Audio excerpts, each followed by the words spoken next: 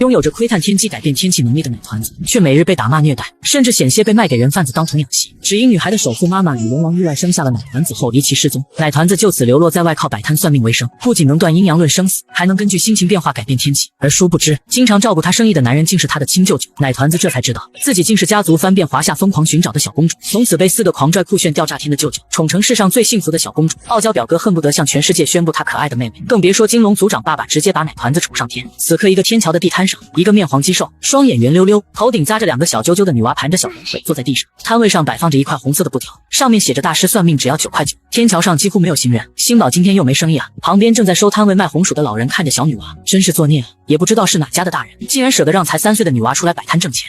星宝点点脑袋，稚嫩的小脸带着不符合年龄的认真。没事，我爷爷说好事多磨。老人拿出一个烤红薯递给星宝，星宝吃吧。看着香喷喷还带着热气的烤红薯，星宝大眼睛闪过一道亮光，小爪子摸了摸空空如也的小口袋，然后摇摇头说：“谢谢李爷爷，但星宝没有钱。”李爷爷满眼慈爱道：“没事儿，这是爷爷送给星宝吃的，但我爷爷说不能吃别人的东西，那样人家会瞧不起星宝。”2只小爪子按了按发出咕噜咕噜响的小肚子，他很饿很想吃。从昨天到现在，他只吃了小半碗稀饭。婶婶说他没干完活，所以只能吃半碗稀饭。怎么会有人瞧不起星宝呢？这是爷爷特意给你留的最大最甜，乖拿着吃。星宝一脸无措的拿着热气腾腾的烤红薯。自从爷爷去世后，就再也没有人对他这么好。李爷爷，要不星宝给你算一卦？怕李爷爷不信，星宝奶气十足补充道：“李爷爷放心，爷爷说星宝算卦很准的。”李爷爷笑得满脸皱纹道：“我们星宝可真有本事，那你给爷爷算一卦。”星宝真是的把烤红薯放在旁边，自他有记忆开始就能看到一个人的未来运势。爷爷说这是上苍的馈赠，还叮嘱他不能让任何人知道他有这个本事，不然别人会把星宝带走。若非每天饿肚子，星宝也不会展示自己的这个本事，还特意学了爷爷算命的样子。只见星宝把2只手都掐了一遍才睁开眼。李爷爷特大好消息，李奶奶要醒了。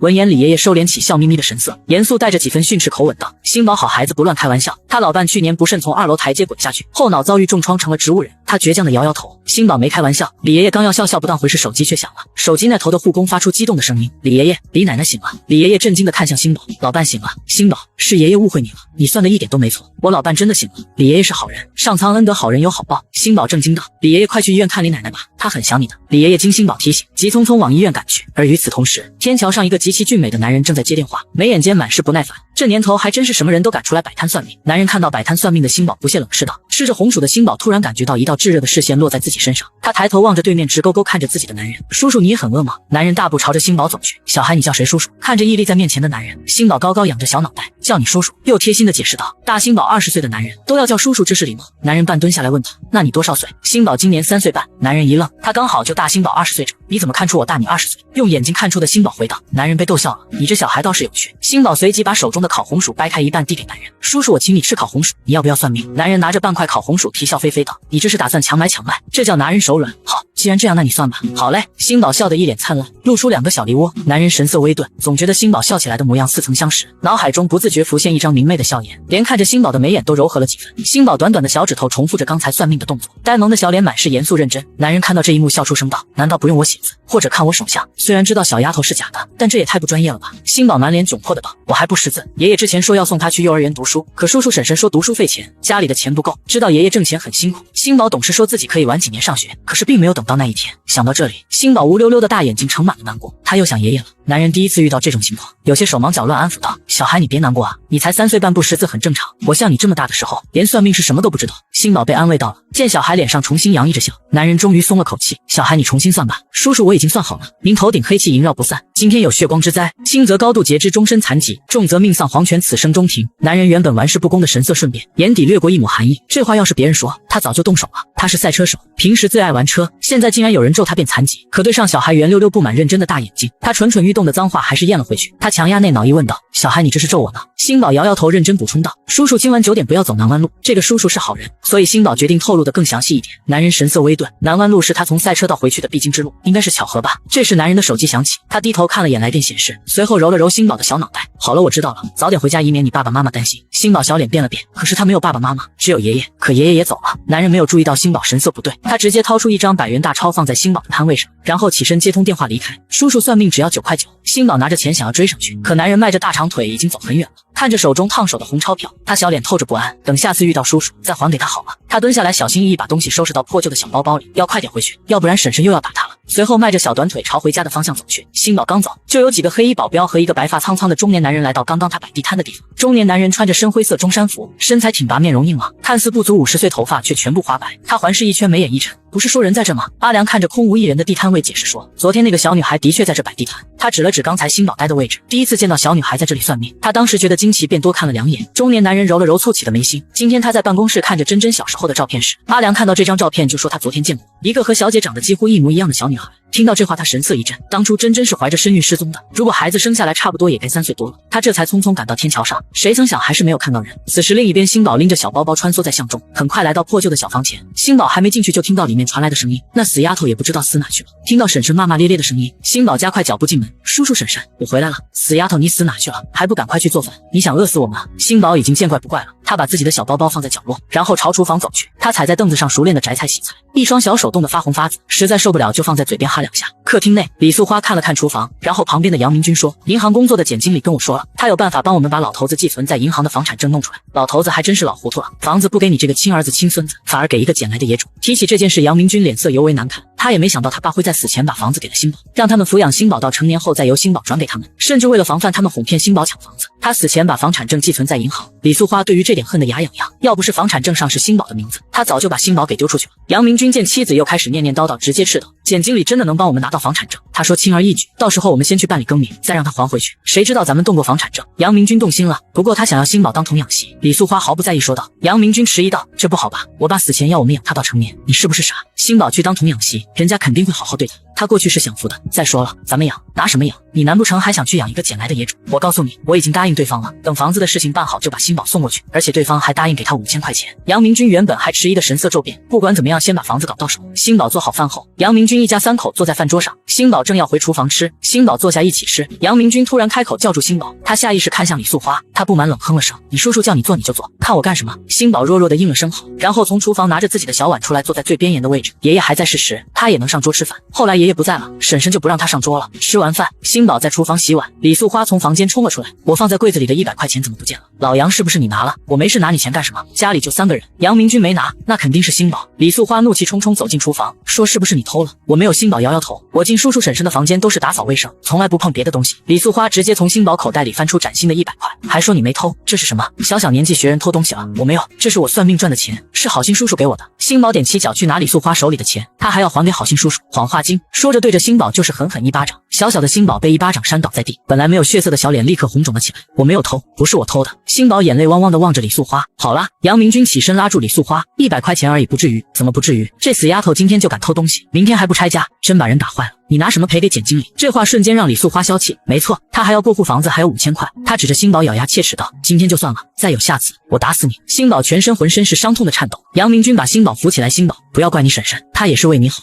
偷东西是不对的，我没偷。星宝红着眼睛看着杨明军，乌黑的大眼睛不再有星光，只有诚实。好孩子不撒谎。好了，你去睡吧。杨明军撇开视线，叔叔我真没偷。星宝看着杨明军的背影说，然后踉踉跄跄朝着阳台走去，蜷缩在破破烂烂的被窝里，身上每一处都很疼。他冻红的小手紧紧攥住脖子上戴着的红绳，只见红绳上绑着一个黑色的小佛珠，与普通的佛珠不同，这颗佛珠上面缠绕了2条龙。爷爷，星宝带着哭腔唤道，他想爷爷了。原本还挂着一轮皎洁明月的天空瞬间风云变化，眼泪控制不住的滴落下来。骤然间，天空飘下细雨，星宝听到雨声，连忙擦掉眼泪，不哭，星宝不哭。星宝听爷爷的话，可是他很疼，疼得睡不着，疼得想爷爷，爷爷对不起。星宝实在忍不了了，说完便躲在被窝里痛哭起来。伴随着他压制不住的哭声，天空划过一道惊雷，好似龙撞一脚要把天空劈成2半。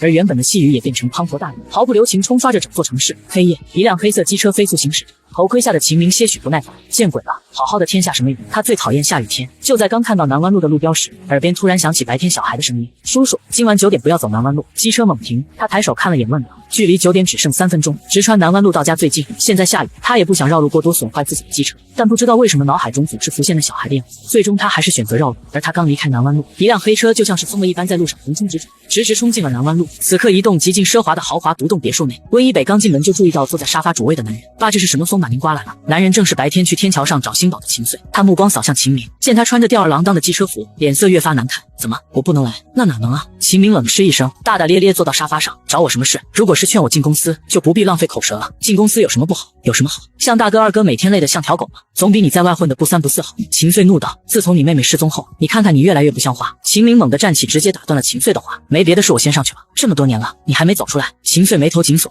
秦明回头看着他：“我们家谁又真正走出来了？母亲自妹妹失踪后，便精神失常，久住在疗养院。3个兄长一直没有放弃找妹妹，可得到的结果却是一次比一次失望。而他永远也忘不了妹妹是在他手里失踪的。这些年来，他日夜睡不着，唯有把全部的感情寄托在机车上，感受着生死激情，才能短暂的忘掉。”秦穗没有说话，独自坐在黑暗中。他甚至忘了来这里的目的，是要秦明外面的狐朋狗友打听摆地摊小女孩的下落。秦明刚回到房间，坐在床沿上，不知何时开始，外面的雨停了，一道月光照在他满是痛苦沉沦的脸上。他伸手按了下旁边的收音机，听到广播里面传来的声音：今晚9点，农万路发生重大车祸，3人当场死亡，6人重伤送往医院抢救，数余人轻伤。秦明目露震惊，看向还在播报的收音机。此时只见秦明再次来到天桥上，但找了一圈都没有找到星宝的摊位。接下来的几天，秦明都没有看到星宝的身影，好几天没见到星宝了。你们知道他去哪了吗？还怪想他的。李爷爷朝旁边的摊位询问，星宝这几天都没来。秦明听到摊位老板的声音，走过去询问。李爷爷看向秦明：“我是来找星宝算命的，听说他算得准。”李爷爷顿时连连夸赞道：“是啊，星宝他很厉害，说我老婆子醒，我老婆子就真的醒了，连医生都说是奇迹，这都是星宝的功劳。”秦明听着李爷爷的话，若非星宝算出那一卦，他恐怕在那场车祸中就死了。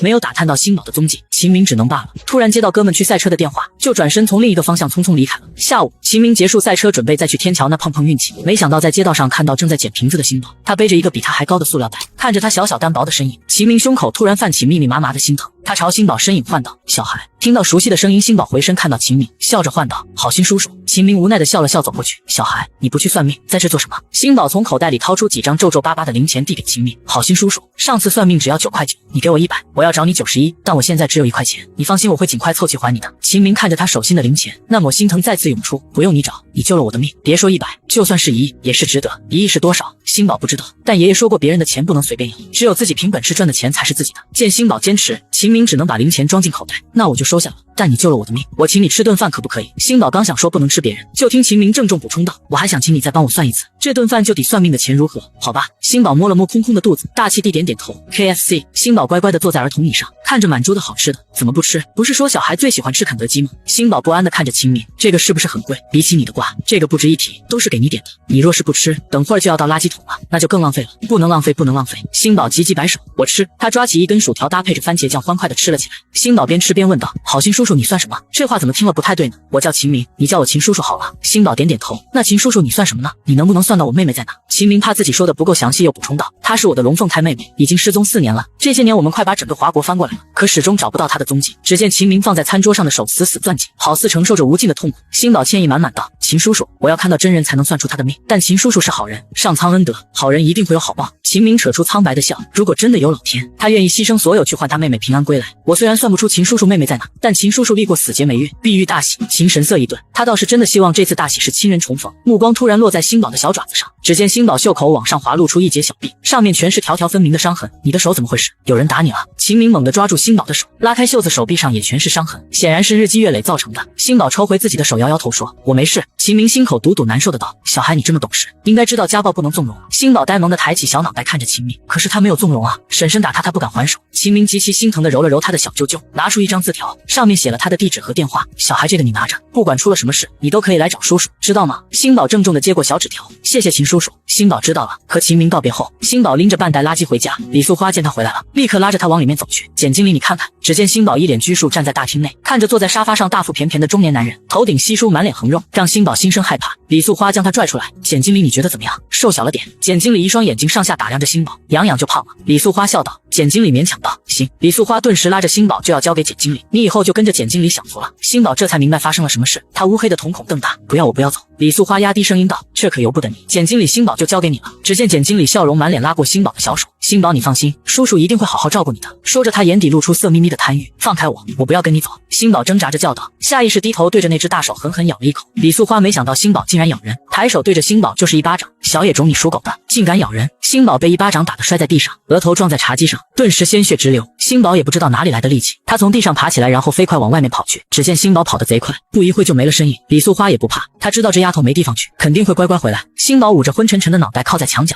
爷爷。他小声哭了起来，伴随着他的哭声，天空传来一声巨雷，倾盆大雨落了下来。星宝抱着双膝任由雨水打在自己身上，无家可归的他突然想起秦明给他的纸条，不管出了什么事，你都可以来找叔叔。这句话给了他力气，他擦了擦眼泪，然后迈着2条小短腿朝着香园走去。香园，星宝小脸惨白如霜，额头的伤口已经干枯，尽管没有鲜血流出，却显得异常狰狞恐怖。此时天空还在不断飘着细雨，他蜷缩在门口躲雨，浑身冷得直哆嗦。明明自己没有哭了，为什么还一直下雨？星宝抬头看了看乌云密布的天空，星宝好冷，你能不能不要下雨了？他小声和老天商量着。下一秒，雨水骤停，乌云散去，天空放晴，温暖的阳光照射在星宝小小的身躯上，让他冷到毫无知觉的身子逐渐暖和起来。星宝露出苍白的笑，谢谢老天爷爷。不知过了多久，就在星宝昏昏欲睡时，秦明终于回来了。他刚要叫人，却听到秦明正在打电话。老头子在找什么人？好像是一个小孩，具体我也不知道。那你等打听清楚再来跟我说。说完便直接挂了电话。星宝小手扶着墙缓缓站起。秦叔叔。听到声音的秦明转头看到狼狈的星宝，他神色微怔。小孩，秦叔叔，我能不能在你这借住几天？星宝不好意思捏了捏衣角，小声问道。秦明二话没说，他大步走到星宝面前，弯下腰，然后轻轻地抱起星宝朝别墅内走去。星宝乖乖地趴在秦明的怀里。秦叔叔，星宝身上脏，会弄脏你的衣服，怕什么？弄脏了就洗。秦明把星宝放在沙发上，然后打电话叫家庭医生过来。小孩，你告诉叔叔，你身上的伤到底是怎么回事？秦明挂断电话后，来到星宝面前蹲下。星宝把事情原委说了一遍。秦明顿时一拳砸在桌子上，骂道：畜生，世上竟然有这样的亲人！秦叔叔，我会乖乖的，我就在你家待几天就好，不会给你添麻烦的。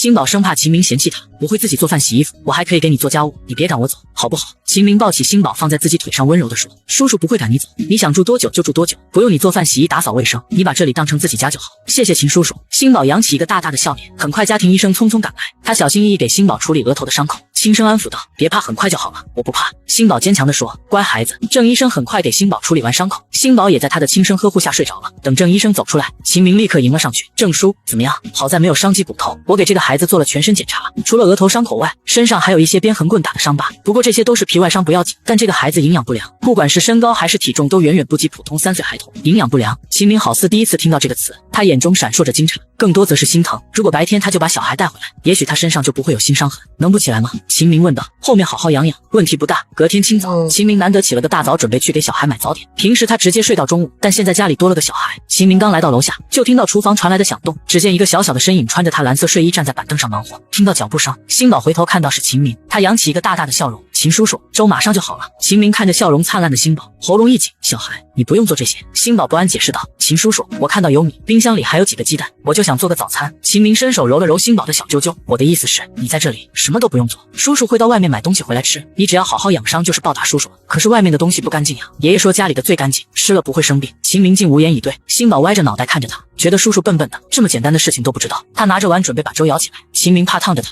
连忙从他手里端过碗：我来你一边去。2碗粥，几个煎好的荷包蛋，这是秦明吃过最简陋的早餐，但也是吃的最香的。吃完，见星宝主动收碗，秦明比他速度更快：我来，你乖乖坐着。看得出来秦明从来没干活这种活。最后还是星宝挽起袖子教秦明洗碗，看着洗得干干净净碗，他趁着星宝不注意掏出手机拍下，然后发了个朋友圈。只见最下方一条评论冒了出来：秦东，小北学会洗碗了，很棒，不过家里怎么会有小孩？看到大哥的赞美，秦明脸上难得露出了几分害臊，只是大哥怎么知道他家里有小孩？秦明重新看了眼照片，才发现他把星宝的一只手拍了进去，他没在意，随意糊弄了大哥一句。星宝看着秦明小声说：秦叔叔，我想回去一趟。秦明弯腰抱起星宝：你想家了？不想。他虽然小，却也知道他没有家，可是我要回去拿衣服。秦明看了看星宝身上自己的睡衣，他竟然忘了事先准备好衣服，不用回去拿。秦明抱着星宝朝2楼的卧室走去：小孩衣服，叔叔这里有，哇，好漂亮。星宝惊叹了一声，他第一次见这么漂亮的房间，只见整个房间都是粉嫩嫩的，可爱极了。秦明将星宝放在粉色儿童板凳上，星宝仰着头看着更衣室。哇，星宝很喜欢这个房间，他没乱摸也没有乱动，就乖乖坐在板凳上等秦叔叔。只见秦明按了下旁边的按钮，整个更衣室的柜子全部升了起来，露出柜子里摆放全是女孩子的衣服和鞋子、包包以及各种首饰。秦明从中挑选了一件漂亮的小冬裙递给星宝：试试看看合不合身。星宝摇摇头道：秦叔叔，我有自己的衣服。看着懂事的星宝，秦明抱起星宝问：你知道这些衣服都是给谁准备的吗？星宝摇摇头，但他知道这个小朋友肯定非常幸福，是我妹妹给她的女儿准备的。她怀孕后就开始给肚子里的宝宝准备公主房。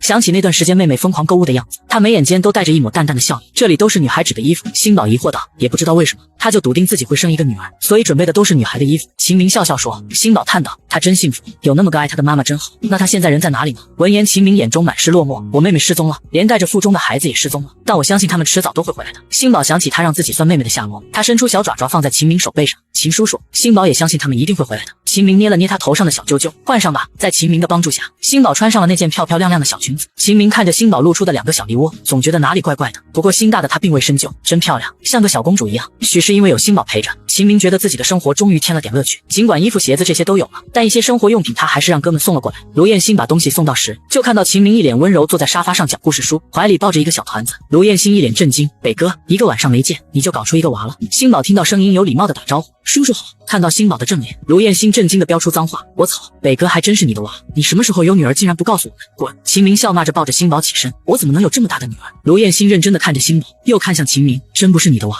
不对啊，可你长得很像啊，北哥我们10多年交情了，你可不能骗我啊！秦明翻了个白眼，紧接着他垂眸看向星宝，我们很像吗？没等卢燕欣说话，星宝摆手说，不像，我是女孩子，秦叔叔是男孩子。卢燕欣大笑出声，他把星宝从秦明怀里抱过来，小孩你叫什么名字呀？星宝奶声奶气回道，我叫星宝。星宝宝，好名字，那他是不是你爸爸呢？秦明无语，感情卢燕欣还真当这是他的娃了。星宝摇摇头道，不是，爷爷说我爸爸在天上，秦叔叔没有在天上，他不是星宝的爸爸。秦明从卢燕欣怀里把星宝抱了回来，让你买的东西都带了吗？带了。卢燕欣把东西都拿过来，全是小孩的生活用品，还有很多玩具，多种多样，让星宝眼花缭乱。很好，你可以滚了。北哥要不要这样啊？我大老远给你买这些东西跑来，你连口水都不让我喝。星宝突然从秦明怀里下来，然后屁颠屁颠朝厨房跑去。秦明和卢燕欣面面相觑，似乎不明白这小孩去干嘛了。星宝端着一杯水走过来，递给卢燕欣，叔叔喝水。秦明哑然失笑，你可真是叔叔的小活宝。接着抱起星宝笑着说，星宝甜甜的笑了。正在喝水的卢燕欣注意到这一幕，笑起来的星宝眉眼弯弯，脸上的2个小梨窝尤为明显。虽然秦明没有小梨窝，但眉眼弯弯的模样和星宝如出一辙。可转而一想，他和秦明兄弟10多年，他别说交女朋友，就连女人都没有，唯一和他亲近的异性，除了他妈就是他妹妹，所以这个星宝不太可能是秦明的。卢燕欣把秦明拉到一旁，星宝到底是怎么回事？秦明把星宝的情况说了一遍。卢燕欣意识到他想做什么，你该不会是想收养星宝吧？此时在秦明的家中，卢燕欣意识到秦明想收养星宝的决定后，一脸震惊的道，你该不会是想收养星宝吧？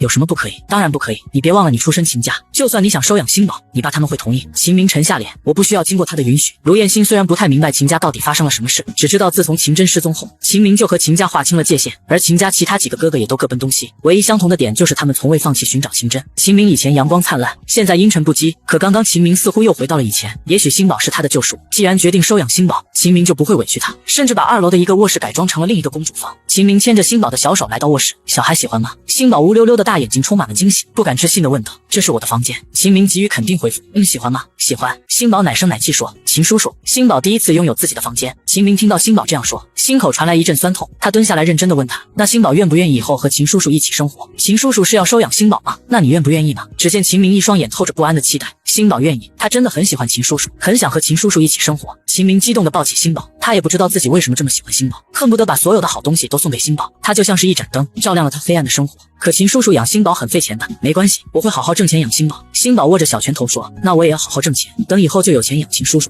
你要怎么挣钱养叔叔吗？星宝可以摆地摊。想到摆地摊，他神色一变，焦急道，爷爷的东西还在叔叔婶婶家，我要去拿，那是爷爷留给他的。好，秦叔叔陪你过去拿。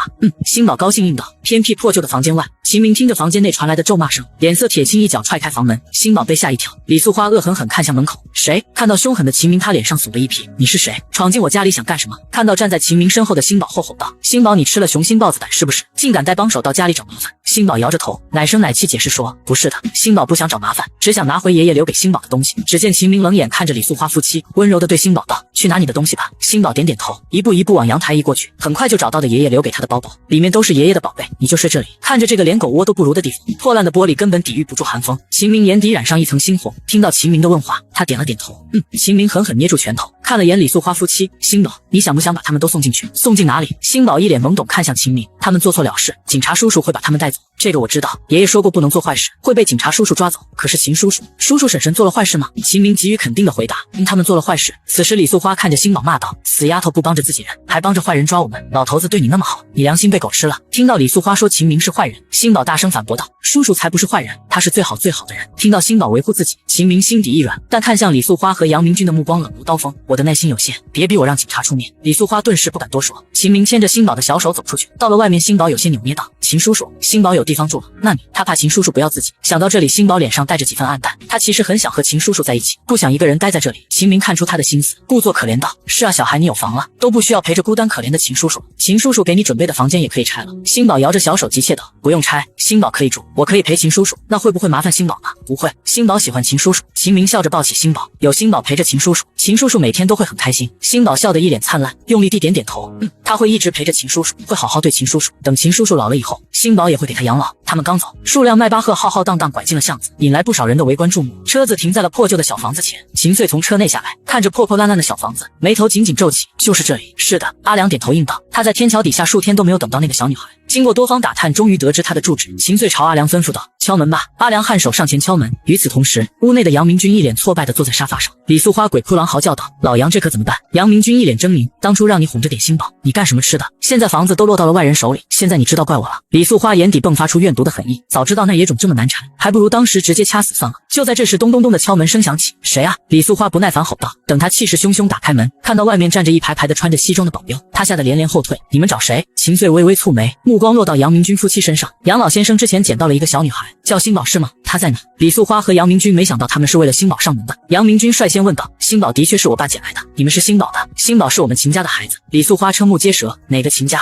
跟在秦穗身后的阿良瞥了眼李素花说：“一是还有哪个秦家？秦家是华夏4大家族之一，无人不知，无人不晓。”杨明君得知对方的真实身份，他是又惊又喜，急忙笑道：“原来星宝是温家的孩子，难怪这孩子被捡回来的时候像雪团一样，一看就是被精心养着的。我们夫妻喜欢极了，一直把她当作亲生女儿疼爱。”阿良眉头稍稍蹙起，眼底划过一抹讽意。自从查到在天桥上摆地摊的小孩叫星宝后，他就查到了杨家，自然也知道这对夫妻对星宝的态度。阿良转头看向秦穗，只见他面无异色，但他跟随秦穗多年，知道他这已是不耐烦到了极点。秦穗面无异色，问了一句：“孩子呢？”杨明君撒谎道：“我有个远房表姨很喜欢星宝，他这几天在陪我那表姨呢。”秦穗深深地看了眼杨明君：“3天之内我要见到人。”杨明君顿时点头哈腰道：“您放心，3天之内我一定把人接回来。”黑色迈巴赫后座的秦穗闭目养神，旁边的阿良开口问道：“先生，那对夫妻谎话连篇，您为什么不拆穿他们？”秦穗睁开眼睛说：“先找到星宝再说。那对夫妻说的话他一个字都不信，但星宝现在下落不明，也许只有那对夫妻知道。派人跟着那对夫妻，有星宝的消息直接传达给我，还有把那几个小子都叫回来一起整。那北少爷那边要通知一声吗？不必通知他有什么用？他能找到星宝吗？只会给他徒添烦恼。”于是北横广场赛车会上，只见星宝乖乖地坐在长椅上，抱着小奶瓶喝奶，一双小短腿隔空荡了荡，幸福到头顶的小揪揪都晃了晃。秦明看着星宝露出一副享受的小模样，捏了捏他头顶的小揪揪，很喜欢吗？好喝，你喜欢以后我经常给你买。小孩子嘛，就要多喝奶粉，补充营养，长高长胖点。不用了，秦叔叔，那些已经够我喝好久了。秦叔叔不仅给他买了很多衣服玩具，还买了很多罐奶粉。这时穿着酒红色机车服的男人朝秦明和星宝走来，吊儿郎当地说：“北哥，比赛都要开始了，你还在这奶孩子呀？”秦明笑骂道：“一边去！”玉媛啧啧了2声，好奇的目光落在了星宝身上。星宝注意到玉媛的目光，对着他扬起一个大大的笑颜，奶声奶气打招呼：“叔叔好。”这个小女孩瘦弱的可怜，可甜甜的笑真的太治愈了。玉媛当即在星宝面前蹲下，轻声问：“你叫星宝是吗？”星宝点点头。玉媛又问：“那你知道我是谁吗？”星宝奶声奶气地说：“你是秦叔叔的朋友，但我不知道你的名字。”秦明哑然失笑，玉媛也跟着笑了笑，她揉了揉星宝的小脑袋说：“我叫玉媛，星宝可以叫我玉叔叔。”星宝乖巧地换了声：“玉叔叔真乖。”玉媛心想，难怪北哥想要收养他，这么可爱乖巧的崽崽，谁不想养他？紧接着玉媛拿出法拉利的车钥匙递给星宝：“叔叔忘了给星宝带见面礼，这辆车就当见面礼送给星宝了。”“不要不要！”星宝一脸拘束地摇晃着双手，他无措地看向秦明：“上个月刚买的新车，你倒是舍得。”玉媛不在意，笑笑道：“给我大侄女的见面礼，当然要下血本，算你识相。”秦明笑了，他把车钥匙塞进星宝的小兜兜里：“不行的，星宝不能收。星宝要是不收，那就是不给你玉叔叔面子，玉叔叔可是会生气的。”玉媛也顺势做出生气的样子：“星宝不喜欢我的礼物吗？”只见星宝拒绝的动作一顿：“玉叔叔你别生气，星宝很喜欢你的礼物，可是爷爷说无功不受禄，你个3岁半的小孩懂得倒是多。没事儿，你若真觉得过意不去，那就给你玉叔叔算一卦吧。”玉媛一脸懵：“什么卦？”星宝很认真地看向玉媛，圆溜的大眼睛好像一把扫描仪一样，把玉媛上上下下都扫视了一遍。不知道为什么，玉媛心里有种发麻的感觉。只见星宝小眉头皱得紧紧的，然后拿出一张黄符递给玉媛：“玉叔叔，这是爷爷画的符，可以保平安大。玉叔叔如果不嫌弃就收下吧。”玉媛更蒙圈了，现在的小孩都会用黄符唬人了。秦明看出星宝的郑重，你可赚到了，收着吧。他相信星宝的卦，自然也相信星宝的符。玉叔叔一定要贴身带着哦。星宝小脸严肃道：“他能看出玉叔叔命中有一生死劫，他算卦很准，只要贴身带着平安符，就可消除死劫保平安。玉圆看着严肃的星宝，又看看郑重的秦明，一脸懵逼，但还是素着脸点头。好，我一定贴身带着。此时场上响起大钟声，比赛要开始了。星宝，叔叔要去比赛了，你乖乖坐在这里。好，星宝抱着奶瓶乖乖坐着。秦叔叔加油！秦明意气风发承诺，叔叔给你拿个冠军回来。玉圆刚把黄符放在机车副口袋，听到秦明自信的话，他不屑切了声，北个鹿死谁手还不一定呢。两人打打闹闹朝着比赛场地走去。没一会儿，所有机车都准备好。星宝看着秦明的黑红色机车，激动地挥着手，一声枪响，机车们宛如一道道闪电飞驰而去。赛场上所有人都热烈叫了起来。星宝一时还不习惯，他双手捂住耳朵，然而并没什么用。这时一个小小可爱的耳罩戴在了星宝头上。星宝抬头，只见一个满鬓银发、精神抖擞的老人站在他面前。老人慈爱地看着星宝问：不吵了吧？老人看似年近60岁，双目炯炯有神，显得精神矍铄，胖乎乎的面容满是慈爱，像极了寺庙里的弥勒佛。星宝眉眼弯弯，软糯糯道：谢谢爷爷。老人坐到星宝身边，小朋友怎么一个人坐在这里？这么乖的小孩，哪家大人忍心把他一个人丢在这乱糟糟的地方？只见星宝高兴又是自豪说：我在等叔叔，那个第一就是我叔叔，你叔叔真厉害。我老友家有个孩子也喜欢赛车，不过他没有打出什么名堂，没有你叔叔厉害。听着老人的夸奖，星宝开心的道：我叔叔最厉害了。看着小丫头嘚瑟可爱的小模样，老人眉眼带上几分柔和。爷爷，你也喜欢赛车吗？爷爷也不喜欢，爷爷家小孙子喜欢。老人指了指赛道另一边的座椅，那边围绕了很多小朋友。我孙子很小就喜欢赛车类的游戏，今天特意带他过来看看。星宝看了眼那边的小朋友们，基本都是7、8岁的小男孩，不过他不认识这位爷爷的孙子。他收回视线看向老人，小脸一脸认真说：我观爷爷面相鼻龙口方，体健神清，一生大富大贵，子孙后代都是有出息的。老人一脸亚瑟的看向星宝，你还知道看相呢？星宝认真地点点头，我爷爷是算命师傅。老人摸了摸星宝的小脑袋赞道：那你一定也很厉害。星宝听到老人夸赞自己，头顶的小揪揪又高兴地晃了晃，接着他又认真地看了看老人，顿时眉头轻轻地皱起。爷爷你等等我。说完便迈着小短腿飞奔着离开，慢点跑。老人担心星宝摔着，不知道星宝怎么了，突然感觉到自己胸口隐隐传来几分不适，他脸色微白地靠在长椅上。星宝拿着买好的东西赶回来，就看到长椅不远处许多人围在那里，还掺和着叫救护车。星宝凭借小小的身子挤进去，看到刚刚的爷爷脸色铁青地倒在地上，而在他旁边的小男孩哭得泪眼婆娑。爷爷爷爷，小男孩不停叫唤着，他长得十分帅气，白白的一张小脸满是泪痕。星宝冲过去，把刚买来的药拆开，就要塞进老人的嘴里。小男孩拽住星宝的手，你喂我爷爷吃什么？你爷爷是心脏病发作，这是心脏病的药，吃了就会好。星宝刚刚就发现了老人的劫难，倘若不及时服药，就会有性命之忧。小男孩看着星宝手里的药，抿了抿唇，任由星宝把药给爷爷喂下去。没一会，老人突然咳嗽了2声，原本铁青的脸色也逐渐红润起来。小男孩眼睛一亮，爷爷。等江爷爷知道发生了什么事，他拉着星宝的小手郑重道谢：小朋友，谢谢你救了我。星宝眉眼弯弯，甜糯糯道：不客气的，我爷爷说救人一命胜造7级浮屠，江爷爷是好人，好人长命100岁，那爷爷就借你吉言。江爷爷笑得一团和气，没想到他今晚还能有这个造化。一直抓住爷爷衣服的小男孩看向星宝，拿出一个蓝色模型机车递给星宝：妹妹，我叫江培行，谢谢你救了我的爷爷，这是我最喜欢的机车模型送给你。谢谢哥哥，我不要，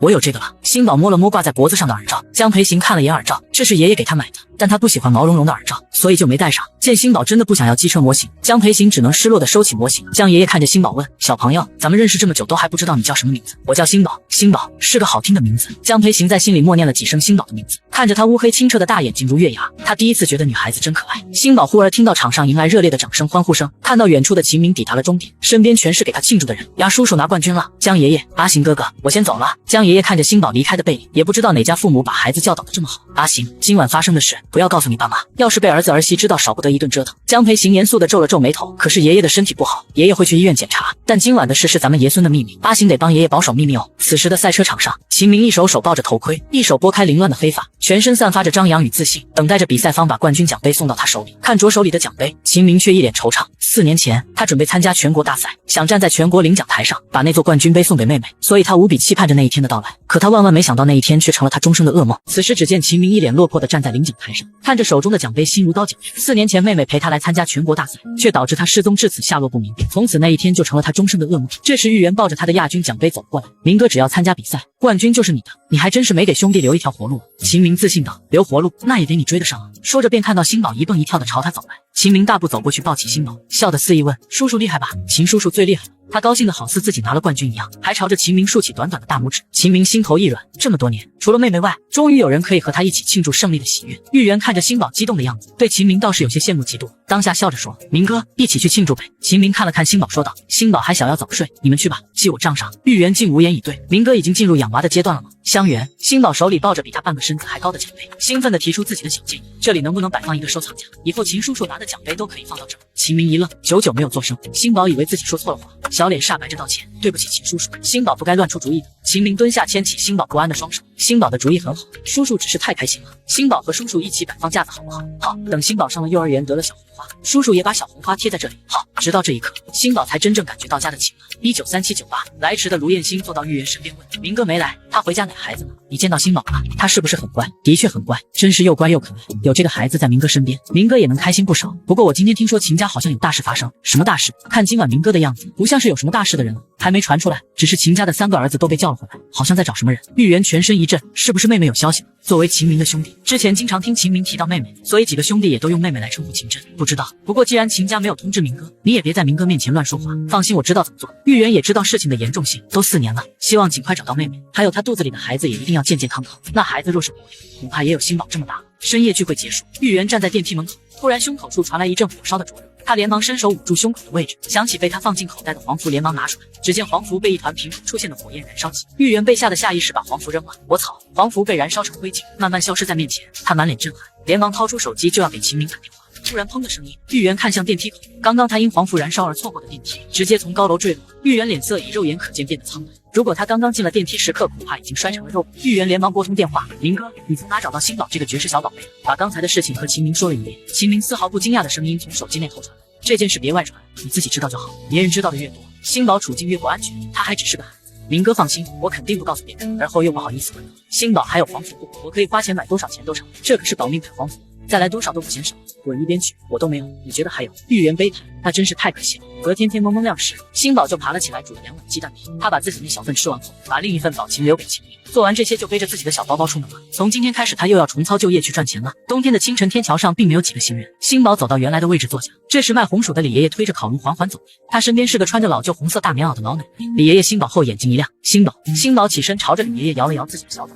李爷爷，老伴这个就是星宝，他说你醒了，你就真的醒了。李爷爷激动地看向老伴介绍道。星宝看向老奶奶，甜甜唤李奶奶。李奶奶看着穿着粉色羽绒服的星宝，突然想起梦里那条还未长出绒角的小金，是金色小只，她有一双和星宝一模一样的眼睛。成了植物人的李奶奶一直处于黑暗中，而小金龙的出现好似一抹亮光，照亮了她飞沉的世界。梦中小金龙从身上滴落的鲜血，那滴鲜红又散发着金色的血落于她的眉间，刹那间黑暗褪去，而她也睁开了眼睛。醒来后听到老伴说一个小女孩说她会醒，当时的她并不以为然，现在看到星宝，她心底莫名感觉到亲切。李奶奶蹲下脸慈爱地看着星宝，我这些天常听你李爷爷提起你，你长得真可爱。她在梦里见过李奶奶，只是那时的李奶奶死气沉沉，像极了爷爷离开时的模样。星宝不想让李奶奶也离开，所以他拿了一滴心头血唤醒了李奶奶。李爷爷拿着香喷喷的烤红薯递给星宝，星宝，这只最甜，爷爷特意给你留的。星宝小爪子拍了拍自己鼓鼓的小肚皮说，谢谢李爷爷。星宝吃过早饭了，那等会儿星宝要是饿了再吃。说话间，杨明君和李素花不知从什么地方窜了出来，李素花拽过星宝的胳膊转身就要走，星宝胳膊一疼挣扎着说，你放开我，别扒拉我。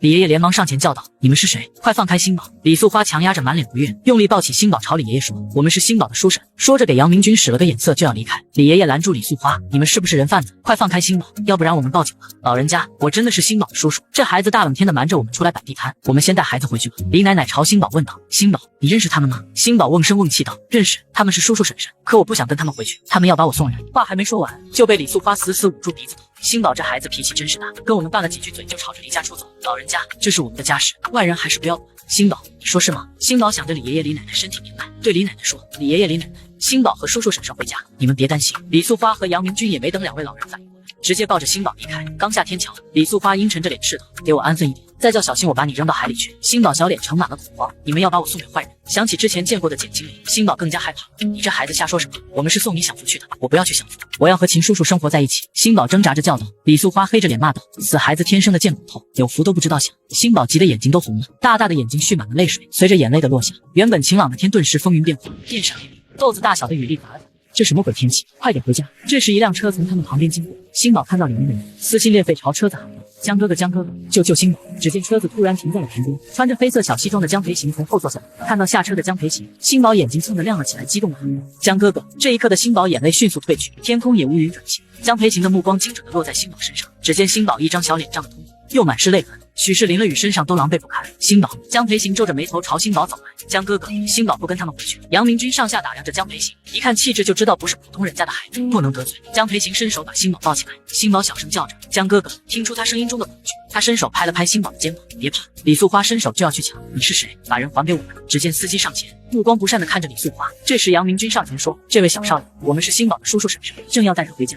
江培行眉头一蹙，他还记得昨晚星宝说自己的叔叔得了冠军，可看着也不像是面前这人。星宝急急说，我不要回去，那里不是我的家，我要回秦叔叔家。你这死丫头好赖不得，你那个什么叔叔就是贪图我们家的房子，你以为他真的对你好？才不是，秦叔叔对星宝好，星宝喜欢他，你们对星宝不好，你们还想把星宝送给坏人，你们也是坏人。江培行听到这话，顿时明白了什么，他抱着星宝转身就朝车子走去。就在夫妻一筹莫展时，两个保镖冷着脸来到杨明军和李素花面前。杨先生，我们老板请你走一趟。杨明军和李素花面面相觑，都看到了对方眼底的恐慌。一个豪华包间内，秦穗黑着脸坐在正中央的沙发上，他旁边坐着一个西装革履、浑身散发着金贵成熟气息的男人，他便是秦家长子秦东。人呢？秦穗沉稳带着几分冷漠的声音响起。杨明军夫妇脸色发白，一个保镖战战兢兢说：“小小姐被一辆黑色布加迪上的人带走了，属下无能没有追到，一群废物。”秦穗毫不遮掩其中的苦楚。秦东冰冷地看着李素花，语气森冷地问：“你要把星宝丢海里？”李素花颤抖道：“我就是想。”杨明军附和道：“我这老婆就是喜欢笑话，我们夫妻对星宝是打心里疼爱，轻则谩骂辱教，重则拳脚相踢，这就是你们口中的疼爱。”秦东冷冰冰抛出这句话，李素花全身发颤，还试图狡辩道：“这肯定是有误会。”秦穗冷着脸直接下了命令：“我不想再一世见到你们。”秦东瞥了眼秦穗，就这么让他们离开？有时候活着比死了更难受。秦穗冷笑着说：“这对夫妇得罪秦氏的消息很快就会传出去，别说一世待不下去，全国都将没有他们的立足之地。”秦东眸底划过一抹暗色，这才是他认识的父亲，对敌人从不心慈手软。狱警员，黑色布加迪，到底是谁带走了星宝？秦东眸色微动，据我所知，去年江叔给他孙儿买了辆限量级的黑色布加迪，可星宝怎么会和江家扯上关系？不管如何，秦穗都不会放弃机会，让人去查查。秦东应了声，又说：“爸，小浩、小磊都已经回来了，小明也该回来，人都没找到，不用通知他。除夕那天他总得回来。”狱警员，江家老宅，星宝乖乖坐在沙发上，任由女佣帮他吹干头发。星宝一脸天真无瑕朝女佣道谢：“谢谢姐姐。”坐在旁边看书的江培行抬头赞道：“很好看。”星宝两只小手抱拳在一起，认真对江培行说：“救命之恩，星宝无以为报。”后面是什么来着？星宝歪着小脑袋想了想，但还是没想起来。江培行被他的小模样逗笑了。昨晚星宝救了我爷爷，今天我救了星宝，我们互不向前。这时突然传来一个小女孩声音：“培行哥哥。”只见穿着粉色公主裙的小女孩从大门口跑了进来，她绑着两个可爱的小辫子，发端还扎着蝴蝶结的小红花，宛如小公主般闯了进来。“培行哥哥，可心来找你玩了。”秦可心看到星宝后，小脸顿时沉了下来。他指着星宝，趾高气扬问道：“你是谁？你从我培行哥哥身边滚开！”星宝吓一跳，有些害怕的从沙发上下来，仰着笑打招呼：“小姐姐，我是星宝。”秦可心一把推开星宝：“培行哥哥是我的，你这个脏丫头走开！”星宝被他推得踉跄险些摔倒，低着头看了看因为下雨有些迷糊的衣服。江培行连忙起身走到星宝身边，眉头微蹙，沉声呵斥秦可心：“不许没礼貌，快给星宝道歉！”“我才不道歉，她就是脏丫头，我妈妈说了，像她这样的脏东西身上可多细菌了。培行哥哥你也离她远点，不要染上脏东西。”没想到秦可心说话这么难听，江培行当下眉头紧蹙斥道：“秦可心！”星宝一脸无措，双手抓了抓衣摆，小声说：“我不是脏东西，你就是脏东西，看看你的手，又脏又难看。”星宝低头看看自己的小手，只是他的手指有冻疮，他都有按时擦秦叔叔买的药，但还没那么快好。星宝小心翼翼地把手往后藏了藏。“秦可心，你闭嘴！培行哥哥，你为了个脏东西骂我，你讨厌，我再也不跟你好了。”见自己最喜欢的小哥哥护着别人，秦可心哭喊着跑出门。星宝小脸发白，满脸的拘束不安。“星宝别怕，刚刚那个小姐姐是隔壁爷爷家的小孙女，向来任性惯了，但她不是坏孩子。江哥哥，我出来很久了，叔叔会着急的，我想回去了。”江培行蹲下温柔地说：“星宝，我为刚刚可心说的话向你道歉，不是江哥哥的错，江哥哥不用道歉。爷爷跟我说过，只要走好自己的路，不要管别人说什么，他只是有点小。”星宝真聪明，我送你回去。谢谢江哥哥，你把我送到天桥那边就好，我要去拿自己的小包包。秦可心哭哭啼啼跑回秦家老宅，坐在沙发上的男人听到声音，眉梢轻挑而气，宛如谪仙的脸极其俊美，嘴角微勾，平添了几分蛊惑人心的魅惑。“这是谁惹哭了我们家的小哭包啊？”秦昊促狭道。秦可心哭着告状：“三叔叔，江哥哥欺负我，他为了一个脏东西骂我。”秦昊轻柔地替他擦拭眼泪，疑惑着问：“什么脏东西？”“就是一个脏兮兮、满身都是细菌的脏丫头，江哥哥帮他不帮我？”秦昊太了解这丫头，当下就问：“是不是你又欺负别人？”“我才没有欺负他，他就是脏吗？”“三叔叔，你到底是帮我还是帮外人？”“当然是帮我们家小哭包。既然你不喜欢人家，以后不见面就好了。”“我才不要再见到那个脏东西，又脏又难看的丑东西。”“三叔叔，我听爷爷说家里要有小妹妹，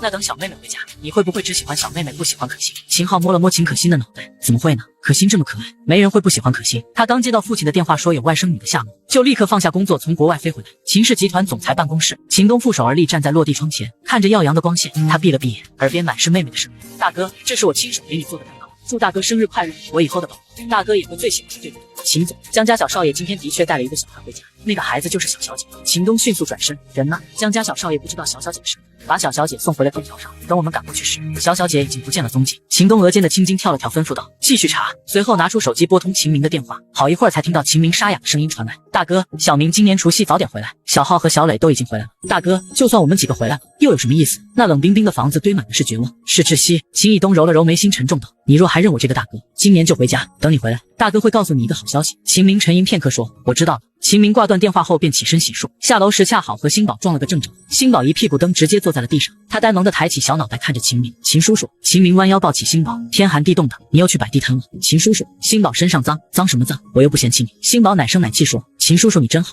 等以后你要是脏了，星宝也不会嫌弃你。你要是敢嫌弃我，那你就是小没良心，小白眼狼。”星宝有良心大，星宝也不是小白眼狼，星宝是好崽崽，以后会给秦叔叔养老，那以后秦叔叔可就指望着星宝了。星宝用力地点点头：“秦叔叔放心，我会努力赚钱的，星宝以后肯定会赚大钱，单凭星宝的算卦和黄符就是无价之宝。”秦明突然开口问：“星宝，除夕那天秦叔叔要回老宅，你愿不愿陪叔叔回去？”星宝小脸带着几分期待软萌地问：“星宝也可以去吗？可是这样会不会不好？”秦明摸了摸星宝的小脑袋，柔声说：“怎么会不好呢？星宝这么乖这么可爱，叔叔家里人肯定会喜欢你，星宝会很乖的，绝不会给叔叔添乱。其实有秦叔叔喜欢他已经很满足了。”漆黑地夜，秦明打完游戏准备去楼下装水，注意到儿童房门缝中透出的灯光，星宝一向睡得早，可这都11点还没睡。他轻轻打开儿童房的房门，看到星宝满脸认真地坐在板凳上，眼睛一眨不眨盯着手里的红绳。星宝，你在做什么？星宝吓一跳，他看着秦明讪讪道：“我在准备给秦叔叔家人的礼物。”秦明神色诧异看着星宝手里的红绳：“这是你准备的礼物？爷爷说拜访长辈要准备礼物，可我没钱买不起漂亮的东西。”秦明心口被触动了下，他从来没见过有孩子比星宝懂事，但这懂事的前提是他曾经都经历过什么。见秦明不说话，星宝弱弱地说：“秦叔叔，是不是我准备的礼物不好？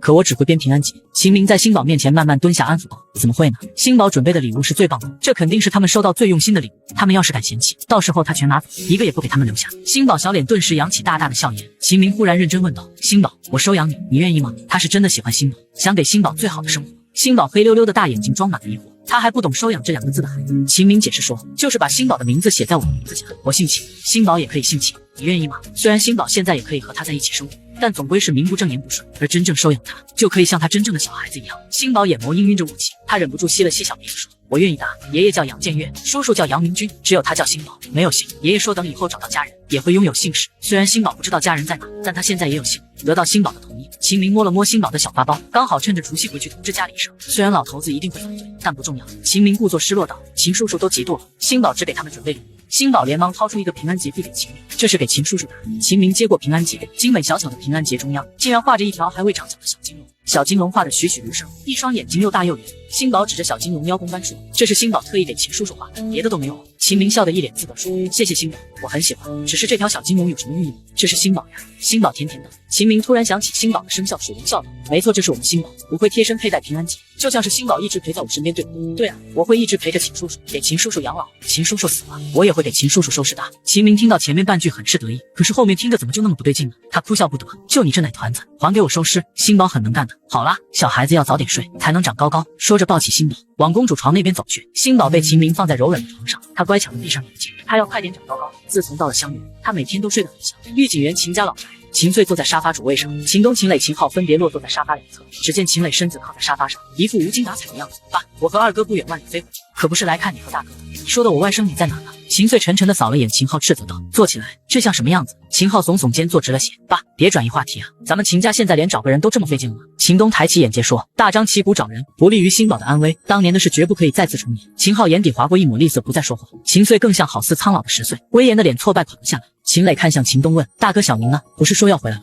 还没等秦东说话，就听到外面传来佣人的声音。秦翠冷喝一声，毫不客气说：“他倒是会卡点，怎么不干脆明天再回来？”秦东笑笑说：“小明回来了，那就吃饭吧。”秦翠等人都起身，他们看向从大门口走进来的秦明，众人的脸色齐齐一变。只见秦明牵着星宝缓缓走来。更新了！星宝回家，众舅舅们争着抢着求抱抱。奶奶看到星宝更是泪流满面。星宝终于有人疼了。只见星宝穿着粉色蓬蓬裙，头顶夹着红色蝴蝶结，圆溜溜的大眼睛对上秦家众人的目光。他有些害怕的抿了抿小嘴。秦家人虽然从没见过星宝，却是一眼就认出面前的小女娃就是星宝。毕竟她和秦以真小时候几乎一模一样。看着他们火热的视线，星宝鼓起勇气打招呼：“秦爷爷好，叔叔们好，我是星宝。”星宝真的是星宝。秦穗脸没想到惊喜来得这么快，激动到连话都说不出来了。秦明一脸不爽看向秦穗说：“爸，星宝是我收养的孩子，你要是不欢迎他，我马上带他走，以后都不回来了。秦穗声嘶力竭吼道：“你这混账东西，敢把星宝带走，这辈子就别想踏入我秦家大门！”星宝吓得眼睛都瞪圆了。秦叔叔的爸爸看起来好凶呀，爸你别吓着星宝。秦东忙朝秦穗说道，他则是挂着秦柔的笑凑上去：“星宝，来让大舅舅好好看你。”秦昊、秦磊这才反应过来，齐齐凑上去。星宝、秦明见几个哥哥这么殷勤，虽然奇怪，却还是认真强调道：“大哥、二哥、三哥，你们称呼错了，星宝以后上我的户口，应该叫你们伯伯才对。”秦东悠悠瞥了眼秦明，他从来不觉得幼弟聪明，但也从没想过能笨成这样。秦磊看活宝一样看向秦明：“四弟，星宝这辈子都不可能上你的户口。”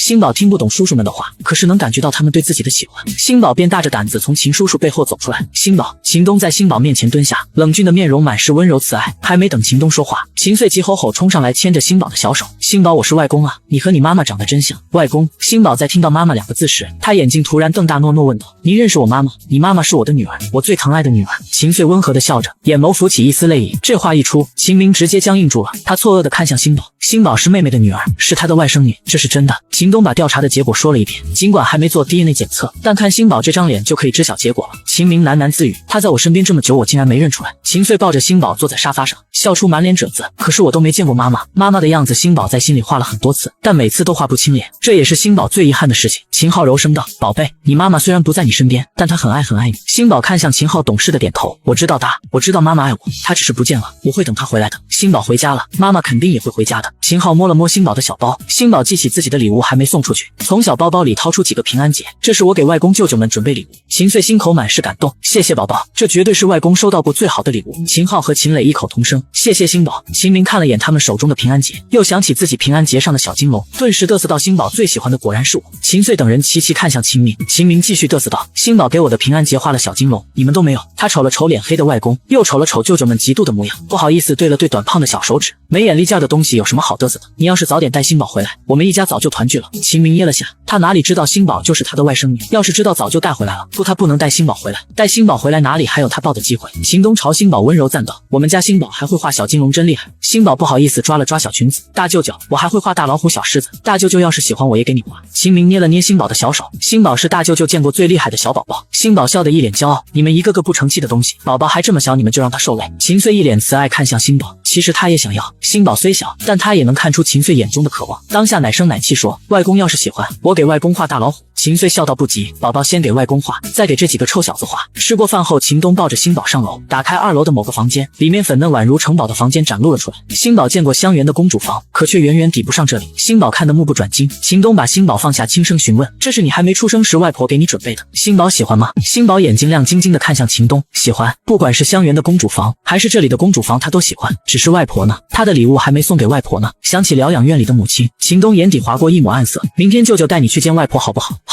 星宝乖乖应道。楼下秦明正在经历秦穗的审问，等秦明将认识星宝的来龙去脉都说一遍，秦穗也不免瞪大眼睛：“你的意思是宝宝有特异功能？何止是特异功能，这就像是在游戏里开挂一样。要不是星宝，他避免不了上次车祸，玉媛也躲不开死劫。而且星宝之前说过他必遇大喜，他现在才知道星宝口中的大喜就是亲人重逢。我刚刚给星宝检查过身体，没有发现怪异的地方。”秦昊眉头微蹙，秦穗沉声道：“只要宝宝身体没事，其他都不重要。他们秦家可以护星宝一生。”秦磊看向秦明调侃道：“小北，天色不早了，你是不是该回香园了？”他倒是想带星宝回香园，可现在他要是敢说这话，别说老头子，就是几个哥哥都要灭了他。我搬回来住。秦明一本正经说。秦昊说：“我工作也调回来了，以后都回家住。”秦磊也不甘示弱说：“我才拍完一部戏，可以休息一段时间，我也回来住，刚好陪你。滚一边去，老子需要你陪。现在有了星宝这个乖孙女，其他人也就不那么重要了，留下来反而还会和他争宠。”他看着3个儿子，眼睛不是眼睛，鼻子不是鼻子。一是疗养院，数辆黑色迈巴赫整齐停在疗养院门口。秦东弯腰从车里抱出星宝，疗养院院长上前和秦穗打招呼，一连谄媚道：“秦先生，欢迎您的到来。夫人这些天情况还算稳定。”听到妻子的情况，秦穗神情深沉，连带着几个儿子神色都不好。星宝有些害怕地搂住秦东的脖子，秦东轻柔地拍了拍星宝的后背，轻声说：“星宝别怕，等会儿外婆的样子可能会比较激动，但她不会伤害你，她很喜欢你。我知道外婆生病了，大舅舅放心，我会治好外婆的。”秦东眸底漾起深深的笑意，尽管从秦明口中知道星宝的特殊，但关于治病方面他完全没有多想。不过他相信只要母亲见到星宝一定会好起来。院长带着他们来到秦夫人病房房门口，透过门缝可以清楚地看清坐在轮椅上的女人。谁能想到曾风靡华夏的贵族宁书媛，现在的她只是一个失去心爱女儿的老母亲。看着妻子消瘦的模样，秦穗脸色难看，喉咙仿佛被一块难以言说的东西堵住。他艰难唤到书媛，宁书媛面无表情收回看向窗外的目光，眼神僵硬地落在秦穗身上，久久未作声。秦明看着宁书媛的样子，瞳孔逐渐放大。这些年他因为自责不敢来见母亲，只能远远地看一眼母亲的背影。他眼眶红了一圈，沙哑唤道：“妈。”宁书媛依旧面无表情。好半晌，他沙哑的声音响起：“你们放心，在没见到真真之前，我还不会死。他要活着见到自己的女儿。”这时秦东抱着星宝走了进来，开口唤道：“妈。”星宝看着宁书媛瘦弱的背影，白嫩嫩的小脸扬起一个灿烂的笑颜，小嘴甜滋滋的唤道：“外婆。”寂静的房间内，这声外婆尤为响亮。宁书媛身子骤然僵硬住了，她用颤抖的手转动轮椅，一眼就看到了星宝，太像了，这就是缩小版的真真啊！刹那间，他眼眶泛红。秦穗连忙抓住妻子的胳膊说：“书媛，你别激动。”宁书媛耳边听不到任何声音，除了星宝外，再也看不到任何人。他就这么一眨不眨地盯着星宝，生怕一个眨眼星宝就不见了。星宝走到宁书媛面前，认真地介绍自己：“外婆，我是星宝。”星宝。宁书媛起身推开轮椅，在星宝面前慢慢蹲了下来，眼泪也不停落下。看着大颗大颗的眼泪，星宝慌了神，他伸手替宁书媛擦拭着脸上的泪珠，慌张地说：“不哭，外婆不哭。”宁书媛轻轻地拉着星宝的手，破涕为笑：“好，外婆不哭。星宝，能不能让外婆抱一下？”宁书媛的声音透着小心翼翼，看着星宝的目光极尽温柔。星宝主动张开小翅膀扑到宁书媛怀里，奶乎乎的小脸蹭了蹭宁书媛的脸。宁书媛抱住星宝，直到这一刻他好似才活过来一样。星宝，我的宝贝，没人打扰亲密中的祖孙，谁也不想破坏这一刻的幸福。星宝听到宁书媛的哭腔，小手轻轻地拍了拍宁书媛的后背，说：“外婆，以后星宝会带妈妈陪在您身边的。”闻言，宁书媛哭得稀里哗啦。星宝一来无措，外婆哭得这么伤心，她是不是说错话了？秦穗拉过宁书媛说：“好了好了，别吓着宝宝。”宁书媛泪眼婆娑瞪着秦穗，毫不客气呛他：“我和宝宝亲密，你这个糟老头子凑什么乱？还不赶紧给我收拾东西准备回家！”来了，更新了。奶团子回归家庭后，竟然被骂是没有爸爸的小野种。舅舅们听见后当场帮他出气，而另一边星宝那神秘的爸爸终于也感受到了女儿的气息。此时在秦家的别墅内，星宝回归的消息很快就在上流层传开了。最先到访秦家的是秦燕一家，只见一个西装革履的男人抱着秦可欣轻声叮嘱道：“可欣，等会儿见了妹妹要有礼貌，知不知道？”秦可欣撅着小嘴说：“爸爸你好啰嗦，这话都说了好多遍了，妹妹刚回来，大家肯定会更疼妹妹，你不能闹脾气，知不知道？三叔叔说了，不管有没有妹妹都会一样喜欢我。”一旁的女人笑了笑说：“咱们可欣这么可爱，谁会不喜欢呢？”丁敏家眼底划过一抹鄙夷，秦以真年纪轻轻不知检点，也不知道和谁厮混搞大了肚子，不过一个刚回来的土包子，就算占着秦家外孙女的名分又怎样？一家三口刚进门，就见星宝坐在宁书媛腿上，笑得可爱极了。突然秦可欣瞪着大眼睛脱口一句：“脏东西，你怎么在这？”全场顿时鸦雀无声，情绪年扬起的笑僵硬住了。他朝秦可欣训斥道：“可欣，你在胡说什么？那是小妹妹。”只见秦可欣指着星宝，一脸嚣张跋扈地说道：“她才不是小妹妹，她是脏东西，我不喜欢她，快把她赶出去！”秦家兄弟脸色骤变，秦穗宁书媛的脸色更是难看。秦明冷嗤一声道：“这是秦家，星宝是秦家人，要滚也是你滚出去！”秦旭年赶忙训斥道：“可欣，你怎么能这么跟小妹妹说话？快跟小妹妹道歉！”秦可欣眼圈立刻红了，他想到连爸爸都不帮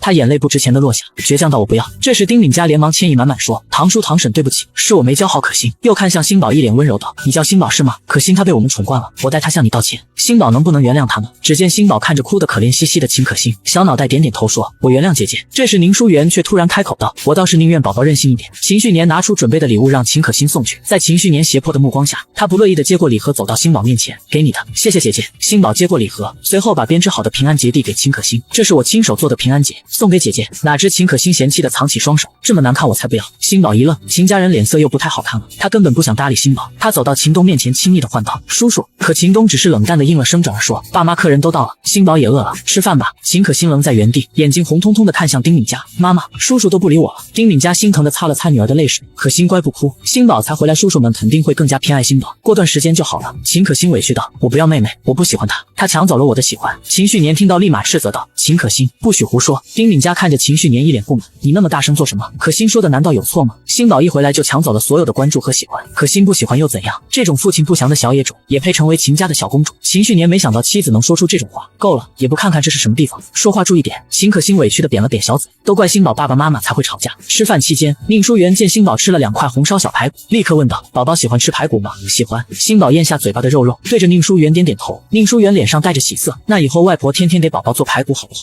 星宝高兴的道：“外婆，我会做红烧小排骨，我可以做给你吃。”宁书媛满脸惊骇：“宝宝你会做？”秦明点头说：“星宝会做很多吃的，之前在香园都是星宝掌厨。”秦穗等人的目光光不善地看向秦敏，你这20多年都白活了，让宝宝给你下厨，我怎么会生出你这个混账儿子？你怎么忍心让他给你做饭？吃完饭你把碗筷都收拾了，我也不想啊。关键他是下厨白痴，更不想毒死自己的外甥女。星宝护着秦敏，外公外婆，你们不要怪小舅舅，小舅舅是好人，星宝喜欢他。宁书媛宠溺地看着星宝说，好，我们听宝宝的。看着众星捧月的星宝，秦可欣对他更讨厌了。星宝注意到秦可欣的视线，用公筷夹了块小排骨递给秦可欣，姐姐吃。秦可欣躲开星宝的小排骨，超大声道，我才不吃你家的排骨。原本热闹温馨的饭桌顿时都安静了下来。秦旭年沉声，秦可欣。丁敏佳则是一脸抱歉地说，星宝，可欣不喜欢吃小排骨，她不是故意的。星宝小奶音哦了一声，那我自己吃，这么好吃的小排骨，姐姐不喜欢吃太可惜了。秦可欣大大的眼睛泛起水光，随着星宝嘴巴的咀嚼，她喉咙也跟着不停的吞咽。星宝吃完一块小排骨，对着秦可欣露齿一笑，姐姐你放心，你不喜欢小排骨，我会全部解决的。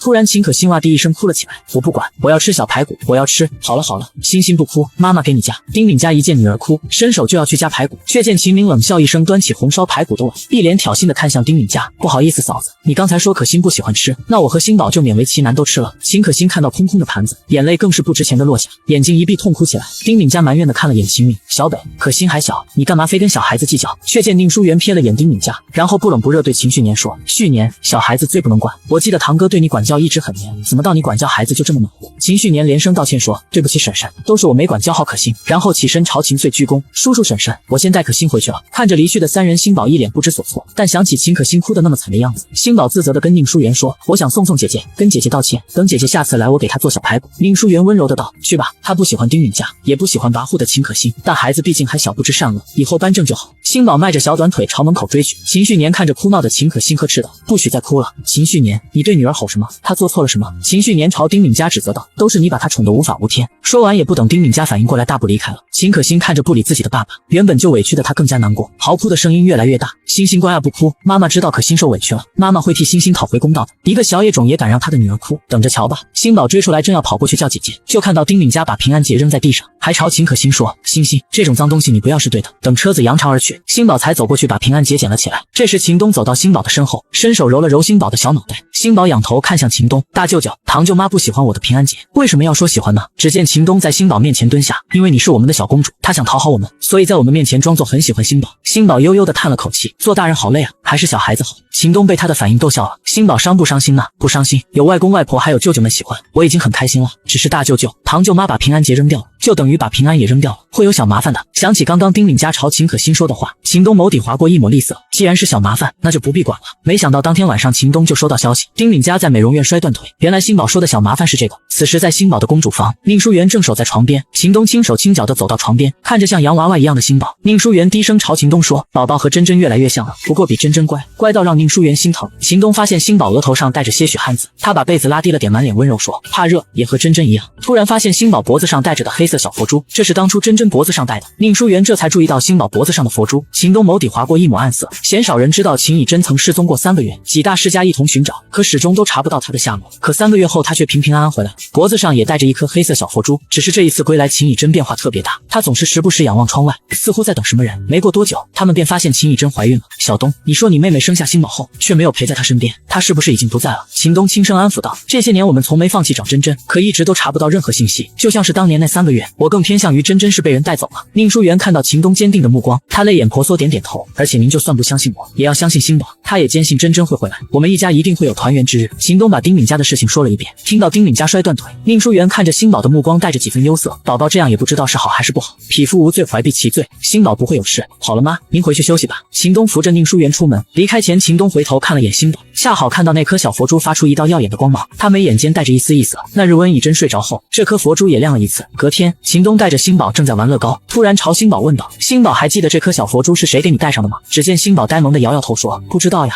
我一直都带着，从他记事开始这颗佛珠就在了，我曾在你妈妈身上看到过这个佛珠，这应该是她留给你的。星宝一双明眸亮得惊人，他诺诺问道，是妈妈给我的。秦东点点头，星宝，这颗小佛珠你愿意借给大舅舅研究吗？星宝毫不犹豫摘下佛珠递给秦东，给你啊。看着他大气的小模样，秦东开玩笑似的问，星宝不怕大舅舅私吞了吗？只见星宝一脸认真说，我的就是大舅舅的。秦东心口一暖，这孩子真是是太讨人喜欢了。只是两人谁都没有注意到，佛珠上2条龙的眼睛闪过一道红光，转瞬即逝。与此同时，在一个密闭的空间内，一个黑袍男人猛地睁开眼，一双赤红的眼睛里闪动着鬼火般的幽光。他冷肃着吐出3个字：是龙息。这时，另一个人的气息也逐渐显露出来。男人的声音好似来自远古冰川，3年多了，终于现身了。算命捡垃圾为生的奶团子，一生中最幸运的事，就是在被恶毒舅妈卖给人贩子无家可归的时候，遇到了经常照顾他生意并收留他的叔叔。可奶团子不知道是，这个收留并宠爱他的叔叔，竟是他的亲舅舅。而这样的舅舅，他还有4个。从此，奶团子被宠成了世界上最幸福的小公主。此时，在别墅的房间内，秦昊正和星宝玩着乐高，忽然发现星宝只看了一眼图案，就能利落地拼出原型，惊讶地问道：“星宝，你看一遍就能记住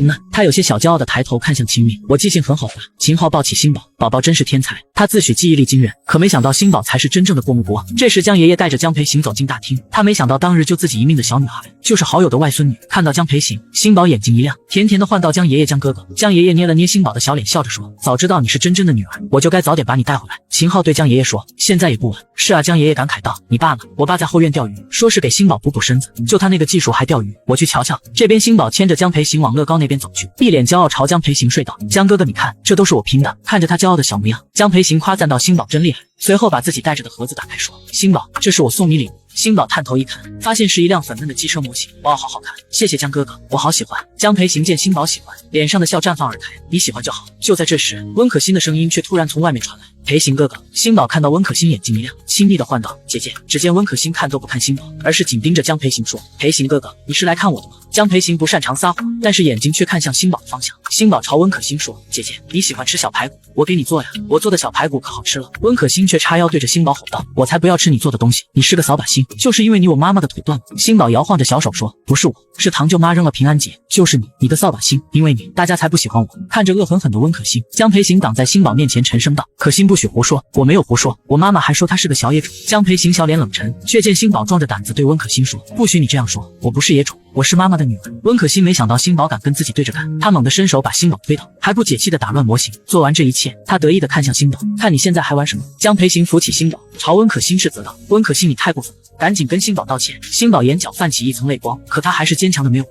在看见散落一地的模型后，星宝再也忍不住了，他奶凶冲了上去，直接扑倒温可欣。没一会儿，两个打架的奶团子已经被人拉开了。只见温可欣闭眼嚎哭：“小野种打我，我要告诉我妈妈，我要让她给我报仇。”尽管已经从江培行那里知道发生了什么事，可听到温可欣叫星宝小野种，秦穗直接一巴掌拍在桌子上：“够了，这些话都是谁教你？”看着秦穗发火的样子，温可欣抽抽噎噎不敢说话，就连星宝都被外公吓一跳。宁书媛连忙抱住星宝安抚道：“宝宝不怕，外公不是冲你发火。”温可欣看着被人安慰的星宝嚎叫道：“你们都欺负我，你们都是坏人，我要妈妈！”他哭哭啼啼转身跑出温家。秦穗气恼道：“打电话给温旭年，看看他到底是怎么教的女儿。”宁书媛心疼地看着星宝问道：“宝宝疼不疼？”“外婆我不疼。”星宝摇摇头说：“他其实很疼，但他不能让外婆担心。”这时秦明把星宝抱起来，语气亲昵又带着好笑：“傻不傻？就你这小身板还学人家打架，以后打架叫上舅舅，舅舅一拳可以放倒好几个这样的。”只见星宝犹豫了好半晌才说：“小舅舅打架不好，不能打架。”秦明笑了：“打架不好，那你刚刚在做什么？”“我刚刚没忍住，姐姐坏。”他把江哥哥的礼物都打碎了，又看向一旁的江培行：“江哥哥对不起，是我没有保护好你送我的礼物。”江培行见星宝那么重视自己的礼物，摸了摸星宝的头顶说：“没关系的，星宝，哥哥已经很高兴了，东西坏了没关系，但你要保证自己平安无事，知道吗？”星宝点点头：“我知道吧。”相较于秦家老宅这边其乐融融，另一边的秦家就不太平了。只见丁敏家坐在轮椅上，不停安慰着女儿：“欣欣不哭，你跟妈妈说说发生什么事，是不是那个星宝又欺负你了？”温可欣哭得气喘吁吁：“他们都不喜欢我，都欺负我。”丁敏家眼神凌厉：“谁欺负你？”温可欣告状道：“小野种咬我。”丁敏家脸色骤变，开口骂道：“好一个小蹄子，居然敢咬你，果然是的小野种。”丁敏家越想越生气，正准备拿出手机就要给温家老宅打电话，却看见温旭年却沉着脸走进来，对丁敏家说：“你要做什么？他们的宝贝疙瘩咬了我们欣欣，我可不能这么算了。”温旭年黑着脸从他手里夺过手机：“你怎么不问问你的宝贝女儿在老宅做了什么？”温可欣哭声一顿，她有些心虚不敢说话。丁敏家看出女儿的心虚，却依旧护着说：“欣欣才多大，她就算做了什么，他们这些做大人的难道还要跟一个孩子计较吗？你看看把我女儿养成什么样了，一个野种也敢动我的女儿，够了！”温旭年忍无可忍道：“就是你在家里经常野种的叫，可欣今天在老宅就这样叫星宝。”丁敏家顿时意识到事情的严重性，却依旧嘴硬的道：“可这也是事实啊，他本来就是父亲不祥的野种。”丁敏家，你到底有没有脑子？不管星宝的父亲是什么人，就算他生父是个杀人犯，只要他母亲是秦以真，她就是秦家的小公主。在秦家的人心里，星宝就是秦以真血脉的延续。我不管你心里有什么小九九，明天跟我一起去老宅道歉。我不要，我又没说错。星宝就是小野种，是扫把星专门来克我的。妈妈的腿就是被他克的。丁敏家没想到自己发牢骚的话被女儿听见，眼瞅着温旭年的脸色越发不好，他赶忙应道：“我知道了，我会和星星好好说。”等温旭年走后，丁敏家一脸认真对女儿说：“星星，以后这话不能当着别人的面说，知道吗？”温可欣歪着脑袋懵懂地问：“为什么不能说？妈妈，你不是说这是事实吗？这些话妈妈可以说，星星不可以说。明天你好好跟星宝道歉，剩下的交给妈妈，妈妈肯定会为星星报仇的。”随后拨通了一个电话，声音带着几分阴狠说：“等杨明军夫妻找来，我倒要看看一个道德败坏的小野种还能得到温家的认同。”刚挂完电话，手机再次响起，他看到来电显示，连忙接通电话，笑盈盈唤道：“大嫂。”宋密云的声音从手机里传来：“敏家，我和小千刚从纽约回来，我给星星买了她最喜欢的公主头冠，你看什么时候带星星过来拿？”丁敏家笑道：“大嫂回来了呀，那我明天就带星星去老宅。这些天星星可想大嫂和小千了，要是知道你们回来了，肯定恨不得马上飞奔到你们。”温可欣在老宅这些年，基本也都是宋密云在照顾。宋密云想要个女儿，但他只有一个儿子，因此特别喜欢温可欣。丁敏家忽而问道：“大嫂，你应该知道星宝被找回来了吧？”宋密云的声音带着几分激动：“秦东早跟我说了，要不是小千要比赛，我早回来了。”丁敏家又装作不经意的问道：“那大嫂知道星宝以前的事吗？”“什么事？”宋密云纳闷的问。“我也是听朋友说起星宝以前的事，他说星宝有些小偷小摸的习惯，还经常欺负别人。我本来不信，可谁知今天星星从老宅哭哭啼啼的回来，说星宝不分青红皂白养他。”丁敏家欲言又止，宋密云沉默了许久，好半晌声音才从手机传来：“孩子还小，坏习惯以后都能改过来，不过星宝才回来，家里人肯定欢喜极了，但小孩子不能惯，要不然长大后孩子非怪我们不可。”丁敏家嘴角微微弯起，而另一边，星宝知道大舅妈和秦谦哥哥今天回来，所以早早就守在门口等着。宁书媛看出星宝的紧张：“宝宝别担心，你大舅妈性情温和，小千也一直盼着能有个妹妹，他们肯定会喜欢你的。”很快，一辆黑色劳斯莱斯停在别墅大门口，只见宋密云和秦谦先后从车上下来。星宝第一眼看到秦谦，小小的哇哦了一声，哥哥和大舅舅一模一样嘞。宋密看着星宝，眼中满是错愕。他和秦东结婚早，可以说是看着秦以真长大的。星宝和秦以真就像是一个模子刻出来的。只见星宝朝着宋密云和秦谦走去，小奶音甜滋滋又带着些许紧张的唤道：“大舅妈，哥哥。”宋密云率先朝宁书媛叫了声妈，然后才朝星宝笑着唤道：“星宝。”秦谦见到星宝很是喜欢，眉梢带着一丝笑意：“星宝，好了，都别站着了，进去吧。”宁书媛发话道。只见秦谦主动牵起星宝的手朝屋内走去，星宝喜滋滋的想着，哥哥主动牵他，应该喜欢他吧。宋密云看着兄妹俩的背影，嘴角不自觉带上一丝笑，只是又不免想起丁敏家的话。星宝看起来可爱乖巧，倒也不像是丁敏家说的那样。秦东看出妻子神色不对，问道：“怎么了？”宋密云不想背着别人说坏话，犹豫再三问道：“你们找到星宝之前他过得怎么样？”还没等秦东开口，秦磊从3楼阳台探出头：“大哥，你上来一趟。”秦东也顾不上和妻子说话，他只当妻子长途跋涉累了，让他早点休息，然后进屋了。夜晚，星宝拿着自己准备的平安结，羞涩地敲开秦谦的房门：“这是我送给哥哥的礼物。”秦谦没想到自己还有礼物，他小脸扬起一丝微笑：“谢谢星宝。”星宝见秦谦收下，脸上一喜，又提醒道：“哥哥要是不喜欢带着可以收起来，但是不能扔掉哦，要不然会有坏事发生的。”秦谦忙声说道：“我没有不喜欢，这是星宝的心意，我会贴身带着的。那哥哥晚安，我还要去找大舅妈。”送完礼物的星宝蹦蹦跳跳离开，随后又来到宋密云和秦东的房间。星宝拿着一个平安结递过去：“大舅妈，这是送给你爸。”又把刚刚的话对宋密云说了一遍：“好，我会好好收着。”宋密云温雅地笑笑：“刚好我也有礼物要送给你。”说着便转身朝内走去。没一会，宋密云便拿出一个精美的锦盒，从里面拿出一条淡绿色渐变的蓬蓬裙，看起来尤为高级啊！星宝眼睛一亮：“来，我给你换上，看看合不合适。”宋密云笑着道，却见星宝脸上带着几分不安惶恐。自从他会自己洗澡换衣服后，就再也不要别人帮忙了，因为他身上有些不好看的东西。宋密云没注意到星宝的异样，只见他直接把星宝扒了个干干净净。当宋密云看到星宝满身的疤痕时，满脸错愕震惊。星宝见宋密云久久不作声，害怕他们嫌弃自己：“大舅妈，我不脏的，这些已经快好了，你别嫌弃我。”星宝的小奶音透着几分恐慌。宋密云低头看向星宝，肉乎乎的小脸盛满了紧张害怕。他温柔地安抚着星宝：“大舅妈没有嫌弃你的意思，你别害怕。”宋密云眸中流露出心疼，瞧着星宝刚刚的样子，估计家里人也都不知道他身上的这些伤疤。他柔声问道：“疼吗？”星宝摇摇头：“不疼的，这么多的伤疤，哪里能不疼？”他很想问问到底是谁这么狠心，可又怕提及星宝的伤心事，只能转移话题来换上裙子。他替星宝换衣服的动作轻柔，生怕不小心弄疼他。看着宛如小精灵一样的星宝，宋密云笑着赞道：“好看。”只见星宝眼睛一眨不眨地看着宋密云，注意到星宝的目光，宋密云凑过去温柔地问：“怎么了？”星宝摇摇头：“大舅妈像我妈妈，虽然她没见过妈妈，但妈妈一定和大舅妈一样温柔。”宋密云眼底泛起一层红光：“你妈妈要是在这里，肯定会很喜欢你，只要我乖乖的，妈妈肯定会回来的。”星宝奶声奶气说。这时秦东走了进来，看到穿着新裙子的星宝，打趣道：“这是哪里跑出来的小精灵啊？”星宝甜甜地说：“是大舅妈给我买的裙子。”秦东唇角勾起一抹浅笑：“你大舅妈眼光一向很好，大舅妈眼光好，所以和大舅舅在一起。这还是他听小舅舅说的。秦东宠溺地看着星宝，你啊真是和小明待久了。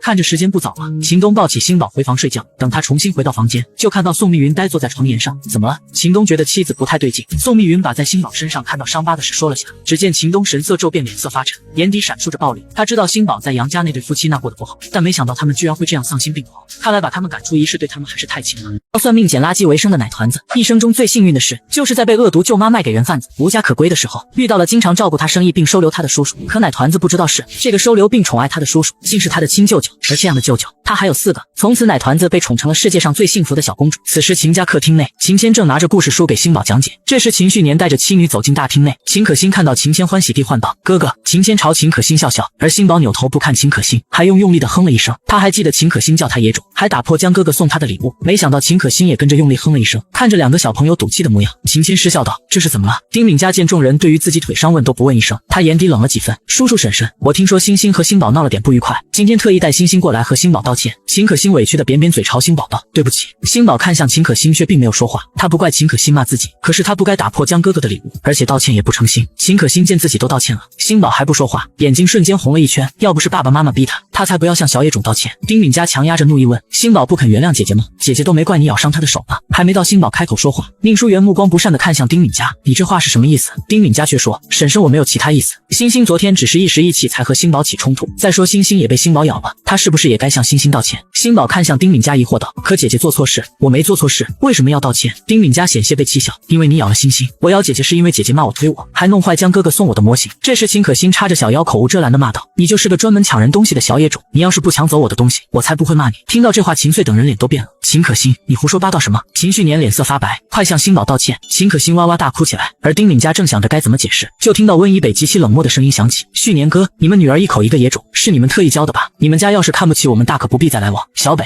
这是误会，我也不知道可欣从哪里学来的话。丁敏家脸色慌张说：“是啊，我们怎么可能教星星说这种话？肯定是别人教唆星星。”宁书媛猛地起身沉声道：“自从珍珍失踪后，你们家把女儿送过来的目的大家心里都明白，这几年我们对你们也算仁至义尽，以后你们好自为之。”秦旭年脸色尤其难看，他明明是来道歉的，怎么就成了这般下场？要是被爸妈知道他和主家闹崩了，他无法想象爸妈的脸色。来人送客，秦穗直接简单明了叫人。丁敏家这回是彻底慌了：“叔叔婶婶，是我们没有教好星星，我们以后一定严加管教。”随后又把目光看向宋密云：“大嫂，你是看着我们星星长大的，他是什么性子，你应该知道的呀。”宋密云正要说什么，却见秦东向他投来了别管的目光，他只能撇开视线。这些年他和丁敏家处得不错，但不代表他是傻子。之前丁敏家说的话，无非是想让他对星宝不满，如今看来真是心怀叵测。就在这时，管家匆匆来报说：“先生夫人，外面一对夫妇自称是小小姐的叔婶，想见小小姐。”秦东眉眼一动说：“让他们进来吧。”而旁边的秦磊注意到丁敏家神色有异，他眉头微微扬起。没一会儿，杨明军夫妇走了进来。杨明军看到星宝，满心欢喜叫道：“星宝，叔叔可算见到你了。”在他们一家走投无路时，有人告诉他让他上门找星宝，只要星宝原谅他，他们不仅可以继续留在一室，说不定还能靠着星宝发一笔横财。而星宝在杨明军扑上来的一刹那，害怕的躲进了秦谦的怀里。秦昊见杨明军冲过来，他抬起就是一脚，嘴里还嚷道：“什么鬼东西！”李素花吓一跳，生怕下一个轮到自己。这些天他受尽了苦楚，可受不得这一脚。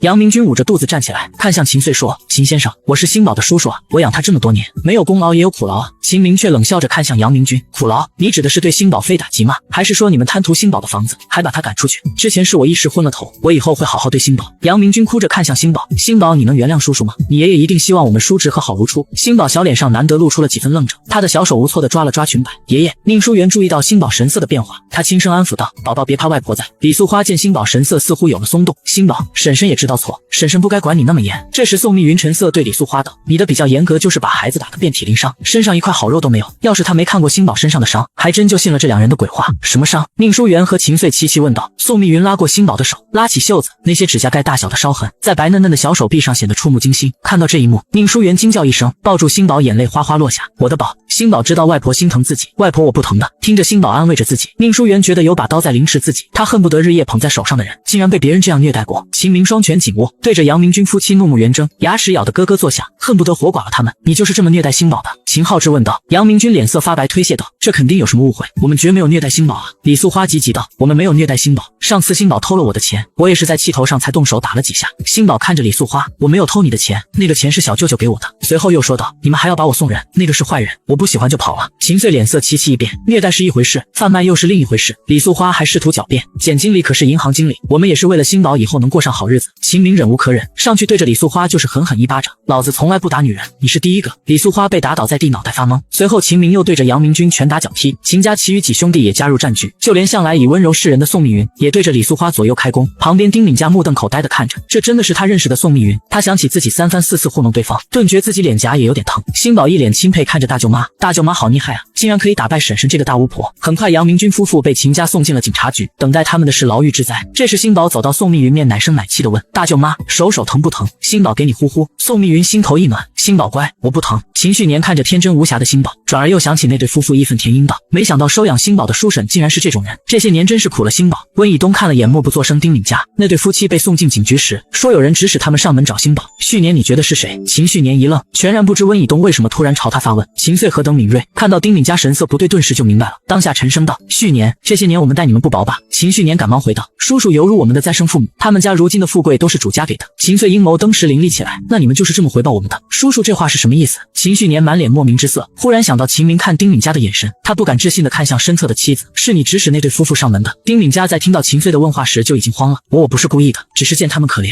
以为有什么误会，我真没想到他们会虐待星宝。宁书元看着丁敏家眼底划过一抹嘲讽，你以为我们不知道你打的什么算盘？秦穗看了眼秦旭年，虽说你们也都姓秦，但到底隔着一个唐字，这些年我们对你们仁至义尽，以后没必要就不用再上门来了。丁敏家如坠冰窟，极度恐惧，叔叔我错了，我再也不敢了，够了。秦旭年冷声打断丁敏家的话，他不带温度地扫了眼丁敏家，随后朝秦穗、宁书元等人鞠了躬，对不起叔叔婶婶，是我没有管教好他们，我保证绝不会有第二次。说完便拉着秦可欣离开，全程没有再看丁敏家一眼。丁敏家开着轮椅追出去，见秦旭年侧脸冷如霜，他声音不自觉放轻语调，你别不理我啊，我知道这次是我错了，你放心，我一定会求得叔叔婶婶的原谅，不必了。秦旭年脚步停下，目光微冷地对上丁敏家的视线，你不要再去打扰他们，免得脏了他们的眼。丁敏家瞳孔逐渐瞪大，愤愤道，秦旭年你这话是什么意思？什么叫我脏了他们的眼？我这么做都是为了谁？还不是为了你和星星，你别不知好歹。秦旭年讽刺道，为了我，不如说为了你自己的荣华富贵，你到现在还不知错，我跟你也没什么好说的，离婚吧。丁敏家不可置信地咆哮道，秦旭年你是不是疯了？你要跟我离婚，孩子归我，你以后好自为之。随后便牵着秦可欣坐上车，丁敏家僵硬地坐在轮椅上，眼睁睁地看着汽车扬长而去。他意识到温旭是真的要与自己离婚，直到这一刻丁敏家才真正的怕了。这时宋密云从远处走来，看到脸色惨白的丁敏家，他也听到了刚刚秦旭年的那番话。丁敏家急急上前拉过宋密云的手，大嫂你帮帮我，旭年要和我离婚，我保证以后绝不会再作乱，你帮我说说情，让他们原谅我，只要他们原谅他这次，那秦旭年就不会和他离婚。宋密云拉开丁敏家的手拒绝道，这是我不可能帮你，我真的知道错了，我那么做都是为了星星，因为嫉妒星宝抢走了星星的宠爱，到现在你还在说抢，星宝从来都没有抢走可心的宠爱，因为这本来就是星宝的。丁敏家心想先稳住宋密云再说，是都是星宝的，但大嫂星星是你看着长大的，你难道忍心看着他父母分离吗？也许可心离开你这样的母亲，对他来说是一件好事。说完便头也不回离开。丁敏家没想到宋密云竟然这么铁石心肠，他抬眸意外看到落地窗前的星宝，明亮的大眼睛正望着他，想起自己落得这般都是因为他，乐意满满的看向星宝，怎么就不是他先发现这小野种的？如果是他发现的，心底一个怨毒的念头升起，然后转动轮椅匆匆离开。此时秦明来到星宝身后，柔声问道，在想什么？那个堂舅妈很不喜欢我。星宝抱着足球小声地说。秦明宠溺道，有我们这么多人喜欢还不够。星宝不好意思吐吐小舌头。不远处的宁书元看到这一幕，紧皱的眉目舒展而来，脸上也带着欣慰的笑。